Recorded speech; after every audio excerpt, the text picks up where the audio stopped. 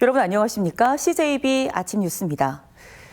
지방에 더 많은 권한과 자율성을 부여해 지방자치를 확대하기 위한 지방자치법이 32년 만에 개정돼 시행됐습니다. 도내 지방의회도 인사권 독립 규정에 따라서 의회 지구로 전환한 사무처 직원들에게 임명장을 직접 수여했습니다. 조윤광 기자입니다. 30여 년 만에 전면 개편된 지방자치법이 마침내 발효됐습니다. 개정법에 따라 주민들의 조례 발안과 주민 감사 청구 요건이 완화됐고 국가의 자의적 판단이 개입했던 국가와 지방의 사무 배분이 명확해졌습니다. 청주시가 도전했던 특별자치단체를 지정해 광역 사무를 이양했고 신설된 중앙지방협력회의를 통해 지방이 국가 중요 정책 결정에 참여할 수 있는 길도 열렸습니다. 도내 지방의회도 집행부를 떠나 의회직을 선택한 사무처 직원들에게 임명장을 수여하고 복무와 교육, 징계 등의 인사권을 직접 행사합니다. 도의회가 한 단계 성장해 나가는 그 시기에 함께 할 수 있다는 게 좀 큰 보람이 될 것 같아서 남기로 결정을 하게 됐습니다. 도의회의 경우 조직 개편에 따라 직원 수를 기존 76명에서 89명으로 늘리고 내년까지 정책 지원관 16명을 선발합니다. 의회직으로서의 소속감과 정책 지원관의 전문성이 더해져 의회 본연의 기능인 집행부에 대한 감시 기능이 한층 강화될 것으로 보입니다. 의회직이라고 하는 별도의 조직의 일원으로서 활동을 해야 되는 이런 상황 속에서는 그쪽의 눈치를 볼 이유는 전혀 없는 거죠. 커진 권한과 자율성만큼 의회의 변화와 혁신을 요구하는 목소리도 있습니다. 이번 개정법에는 지방위원회 겸직 금지 대상을 구체화하고 임의 규정인 윤리특위 설치와 민간위원으로 구성된 윤리심사자문위원회 설치를 의무화했습니다. 뭔가를 개선하고 내부적인 자정 노력을 한다라는 모습을 전혀 보여주지 못한 부분들이 목격이 되었기 때문에 그런 부분들에 대한 개선이 우선 되어야 한다라는 부분들은 전국 지방의회는 실질적인 지방 분권을 위해서는 국회법처럼 조직 구성 권한과 자체 예산 편성권 등을 담은 독립된 지방의회법 제정이 필요하다고 주장하고 있습니다. CJB 조윤광입니다. 충청권 4개 시도가 대선 공동 공약을 발표한 가운데 충북이 건의한 AI 영재고 설립이 관심을 끌고 있습니다. 충북교육청은 각 정당의 대선 공약 반영을 제안하며 AI 영재고 설립에 강한 의지를 보이고 있습니다. 진기훈 기자입니다. 충청권 4개 시도단체장이 발표한 대선 공동공약 가운데 충북은 AI 영재고 설립을 두 번째 공약으로 제시했습니다. 다른 시도와 달리 자사고나 영재고가 하나도 없습니다. 교육 기회의 불평등이 현재 이루어지고 있습니다. 충북교육청도 각 정당에 대선 공약으로 AI 영재고 설립을 제안하며 본격 추진에 팔을 걷어붙였습니다. AI 영재고 설립을 2년 전부터 추진했지만 현 정부 정책 기조와 달라 난항을 겪었는데 대선 공약에 반영시켜 사업 추진에 속도를 내겠다는 겁니다. 부지로는 옛 강서 예비군 훈련장이 긍정적으로 검토되는 걸로 알려졌습니다. 5만 2천 평 정도 되는데요. 학교를 짓는 공간이 한 2만 평 정도가 필요해서 여기 AI 고등학교를 유치를 하기로 교육청과 논의를 해서 시도 동의를 하고 도교육청은 수학과 과학교육에 집중된 기존 과학 영재학교와 달리 AI 영재고에는 뇌인지 과학, 심리학, 철학 등의 과목을 더한 융합 교육 과정을 도입한다는 구상입니다. 명문고 육성의 시각 차이를 보여온 충청북도와 도교육청이 AI 영재고 설립에는 의기투합한 겁니다. 명문고 같은 경우는 소위 우리가 스카이 중심으로 대학 잘 가는 학교를 기르는 것이 좀 목표였지 않습니까? 그거하고는 좀 다른 기조죠. 시대에 맞게 성장할 수 있게끔 지원하자. 이것은 변함이 없습니다.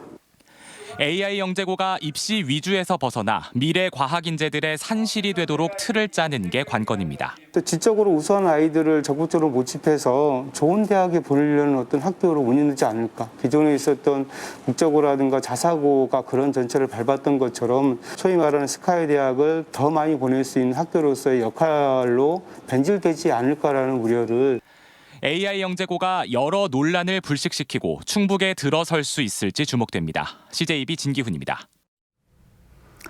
청주 원도심 고도 제한 문제를 다루는 도시계획위원회가 어제 열렸는데요. 예상대로 주민 반발이 거셌습니다. 그런데 한 가지 궁금한 건 시장 제도전이 유력한 한범덕 시장이 득표에 도움이 되지 않는 이 사안을 왜 밀어붙이는 걸까요? 홍우표 기자가 집중 취재했습니다. 그렇지 않은데 왜 못 들어가게 하려고? 밀어. 못하게 해야 돼요. 청주시 도시계획심의위원회를 앞두고 주민들이 거세게 항의를 합니다. 청주 원도심에 들어서는 건축물의 최고 높이를 15층으로 제한하는 방안을 담은 도시계획 조례를 논의하는 자리입니다. 30여 분 지연된 끝에 주민들의 봉쇄를 뚫고 위원회가 열릴 수 있었습니다. 비공개 회의지만 격한 반발이 이어지자 위원회는 주민 대표를 참석시켜 의견을 들었습니다. 우리 위원님들도 이런 일들을 다 주민들을 위해서 하는 겁니다. 주민들의 목소리를. 주민들은 자신들의 재산권을 침해하는 민감한 내용을 담고 있는 만큼 올해 지방선거 이후에 다시 논의하라고 주장하고 있습니다. 5월 달에 그 시의원들이 또 다시 뽑히지 않습니까? 그러면 그때 가서 우리의 주장을 담을 수 있는 그런 시의원들이 뽑게끔. 재선 도전이 유력한 한범덕 시장 입장에서는 원도심 주민들의 여론 악화는 부담일 수밖에 없습니다. 그런데 하필 이 시기에 도시계획조례 개정을 밀어붙이게 된 이유는 무엇일까? 소규모 가로주택 정비사업 제도의 맹점 때문입니다. 이 제도는 초고층 아파트 한 동씩도 건축이 가능합니다. 개발 압력이 높은 남주동의 경우 이미 2개의 아파트가 허가를 받았고 11개 구역에서 추가로 인허가 신청이 들어올 것으로 보입니다. 그런데 지방선거 이후로 결정을 미루면 인허가를 내줄 수밖에 없고 원도심 경관 보존에 실패한다는 것이 청주시의 판단입니다. 지정이 늦어지게 되면 지금 청주시 전체하고 조화롭지 못하는 그런 개발 계획들이 그대로 따라줘야 될 상황이기 때문에 지금이라도 빨리 지정을 할 필요가 있습니다. 하지만 주민재산권 침해를 동반하는 정책 결정인 만큼 이해 당사자인 주민 의견을 듣고 이해와 설득이 필요했습니다. 청주시가 형식적인 행정 절차만 거친 것은 너무 안일했다는 비난이 나오는 이유입니다. CJB 홍우표입니다. 한편 이처럼 주민 반발 속에 비공개로 열린 청주시 도시계획심의위원회에서는 청주 원도심의 고도를 제한하는 내용을 담은 안건에 한해 결국 재심의를 결정했습니다. 청주시는 추가로 주민 의견 수렴 등을 거쳐 도시계획심의위원회를 다시 열 계획입니다. 지난 11일 광주 아파트 건축 현장 붕괴 사고와 관련해서 충청북도가 도내 건설 중인 아파트 현장 30곳을 특별 점검하기로 했습니다. 충청북도는 오는 24일까지 콘크리트 다설시, 안전조치와 양생기간, 추락 방지 시설 등을 집중 점검키로 하고 민간 전문가를 포함한 합동 전문반을 긴급 구성했습니다. 청주시는 HDC 현대산업개발이 시공 중인 가경 아이파크에 대해 긴급 안전점검을 벌인 결과 콘크리트 다설과 양생기간 준수, 균열 발생 여부 등에서 큰 문제점은 발견되지 않았다며 사소한 부분은 즉시 시정 조치했다고 밝혔습니다. 자고 일어나며 오르는 은행의 대출금리에 서민들의 시름이 깊어지고 있습니다. 대출 규제와 인플레이션 등으로 당분간 대출 금리는 지속적으로 상승할 것으로 보입니다. 장원석 기자입니다.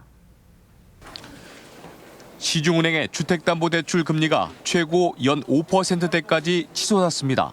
4대 은행 중 2곳이 5%를 넘어섰고 한 달 전 평균 금리보다 1.5%나 높은 것으로 조사됐습니다. 개인별 대출 조건에 따라 차이가 나긴 하지만 1억 원 주택담보대출의 경우 금리가 1% 오를 때마다 연 100만 원의 추가 이자를 내야 하는 겁니다. 당연 기준금리는 작년 6월부터 상승하기 시작해서 현재 전년 동기 대비 한 1에서 2% 정도 상승을 하였습니다. 대출 금리 상승과 대출 규제에 은행의 가계대출은 7개월 만에 감소세로 돌아섰습니다. 하지만 신협과 새마을 금고 등 지역 밀착형 서민 금융의 문턱도 높아질 전망입니다. 무주택 실수요자들을 위한 주택담보대출 이율이 4%대에서 곧 5%대로 상향될 것으로 보이기 때문입니다. 지역의 비은행권 관계자는 정부의 대출 규제에 따라 대출 한도도 2억 원에서 1억 원으로 축소될 것으로 예상했습니다. 한국은행이 기준금리를 올릴 경우 시중은행의 주택담보대출은 이달 내 연 6%를 돌파할 것으로 보입니다. 한국은행이 이번 주 기준금리를 올리면 주택과 신용대출 금리가 줄줄이 인상될 것으로 보여 서민 가계의 부담은 가중될 전망입니다. CJB 장원석입니다. 단양군 양방산 정상에 올라가면 단양 읍내 전경이 한눈에 들어올 정도로 멋진 경관을 감상할 수 있는데요. 하지만 이 정상까지 차를 타고 가도 접근이 쉽지 않아서 수억 원을 들여 완공한 전망대가 계속 방치되고 있습니다. 단양군이 활용 방법을 모색하다 케이블카를 설치해 관광 자원으로 탈바꿈하기 위한 준비에 들어갔습니다. 박원 기자가 취재했습니다. 단양읍내 시가지와 이를 둘러싼 말발굽 모양의 남한강 줄기, 단양호가 한눈에 내려다 보입니다. 반대편에서는 소백산과 금수산까지 볼 수 있는 이곳. 해발 664m의 양방산 정상입니다. 수려한 풍광을 자랑하는 만큼 단양군은 지난 2001년 사업비 3억 2천만 원을 투입해 전망대를 조성했고 2007년에는 9억 원을 들여 리모델링까지 했습니다. 하지만 이 전망대는 수년 전부터 어떤 용도로도 사용되지 않고 있어 방치되고 있는 실정입니다. 전망대까지 오르는 길의 경사가 가파른 데다 편의시설이 없다는 게 관광객을 끌어모으지 못한 가장 큰 이유였습니다. 단양군이 계속 놀고 있는 양방산 전망대 주변을 어떻게 활용할지 고심한 끝에 케이블카를 설치하기로 했습니다. 오는 2025년까지 사업비 552억 원을 들여 소노문 리조트에서 양방산 정상까지 1.6km 구간에 케이블카를 조성할 계획입니다. 상부시설에는 남한강과 단양의 시내를 조망할 수 있는 휴식과 힐링의 장소인 전망데크와 카페, 어드벤처 시설인 슬링샷, 스카이스윙, 하늘 계단 등을 도입할 계획입니다. 양방산에 케이블카가 들어서면 단양을 대표하는 새로운 명소가 될 것으로 기대되고 있습니다. CJB 박원입니다. 코로나19로 모두가 힘들지만 더욱 어려운 시간을 보내는 이웃들이 있죠. 다가오는 설을 맞아 나보다 더 어려운 이웃을 위해 써달라며 애써 모은 돈을 선뜻 내놓는 기부 천사들이 있습니다. 이윤영 기자의 보도입니다. 모은 거예요? 이른 아침 충주 대서원 초등학교 학생들이 주민센터를 찾았습니다. 자신들이 직접 기획하고 개최한 당근 마켓에서 물건을 판매해 모은 수익금을 전달하기 위해서입니다. 추운 겨울 홀로 계신 할아버지 할머니께 도움이 되고 싶다며 쌀 36포, 120만 원 상당을 전해왔습니다. 저 쌀이 직접적으로 노인분들에게 조금이라도 더 도움이 되어서 노인분들이 더 잘 살았으면 하는 마음으로 가져왔습니다. 벌써 10년째 홀로 지내온 김복경 할아버지 댁에도 반가운 손님들이 찾아왔습니다. 성신양회 직원들이 다가오는 설을 맞아 홀로 계신 어르신들이 간편하게 드실 수 있게 즉석 떡국과 과일 등을 준비해 온 겁니다. 분들이 이렇게 오셔가지고 참 너무 감사하고 친형제, 부모 형제자매 온 것보다도 더 반갑습니다. 아유, 너무 감사합니다. 난방비 걱정에 온기마저 느낄 수 없는 방에서 홀로 지내온 어르신들은 따뜻한 온정에 그저 고마울 따름입니다. 괜찮아요. 고맙습니다. 매달 월급의 끝전을 모아온 성신양의 임직원들은 1,000만 원의 성금과 함께 즉석 떡국과 간식 등을 준비해 홀몸 노인 가정마다 전달하고 있습니다.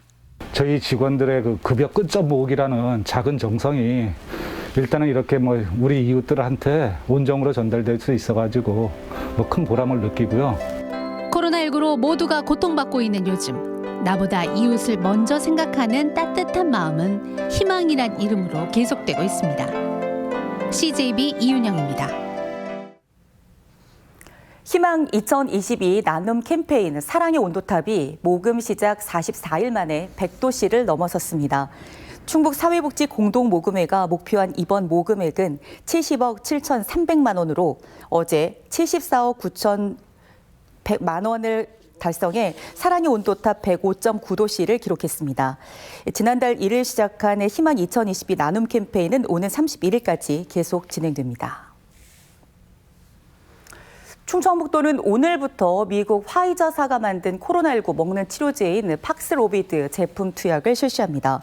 국내 첫 도착 물량 2만 1,000명분 가운데 충청북도에 1차 배분된 물량은 338명 분량입니다. 경구용 치료제의 처방 대상은 최초 증상 발현 후 5일 이내 경증, 중등증 환자 가운데 재택치료자나 생활치료센터 입소 환자 가운데 65세 이상 또는 면역 저하자에게 투약됩니다.